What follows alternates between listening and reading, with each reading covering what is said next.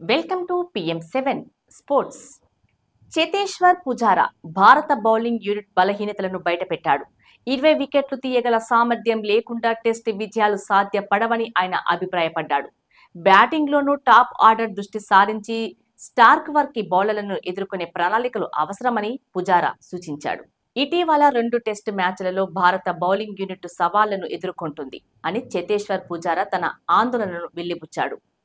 Melbourne, Sydney వేదికపై ఆడబోయే 2 కీలక టెస్టుల ముందు జట్టు 20 వికెట్లు తీసే సామర్థ్యానికి అవసరమైన మద్దతు లేదని ఆయన అభిప్రాయపడ్డాడు.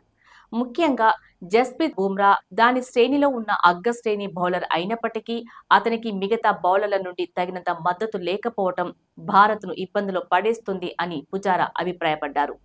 పుజారా స్పష్టంగా పేర్కొన్న విధంగా భారత బౌలింగ్ యూనిట్లలో 4వ, 5వ బౌలర్లు ఉండవలసిన స్థాయిలో ఉన్నప్పటికీ రవీంద్ర జడేజా, నితీష్ రెడ్డిలు వారి పాత్రల్లో తగిన ఫలితాలను చూపలేకపోతున్నారు.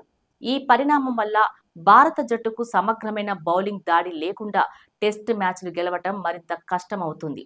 ఇక బ్యాటింగ్ విషయానికొస్తే టాప్ ఆర్డర్ పెద్దగా ప్రభావం చూపలేకపోగా రవీంద్ర జడేజా, బుమ్రా, ఆకాష్ దీప్ వంటి క్రికెటర్లు మిడిల్ లోయర్ ఆర్డర్లో కీలకంగా నిలిచారు. అయితే మొదటి 5 ఓవర్లలో మిచెల్ స్టార్క్ కొత్త బంతితో అత్యంత ప్రమాదకరంగా కనిపిస్తున్నాడు. పుజారా గమనించిన విధంగా స్టార్క్ తన లైన్ అండ్ లెంగ్త్ ను మెరుగుపరచడంతో ఆస్ట్రేలియా జట్టుకు విలువైన ఆటగాడిగా మారాడు. మొత్తంగా భారత జట్టు తమ బౌలింగ్ దాడిని బలోపేతం చేయడం తప్పనిసరి. టెస్ట్ క్రికెట్లో 20 వికెట్లు తీయగల బలం లేకుండా మ్యాచ్లు గెలవటం అసాధ్యం. బ్యాటింగ్ లో కూడా మంచి ఆరంభాలు ఇవ్వటంపై దృష్టి సారించాల్సిన అవసరమూ ఉంది.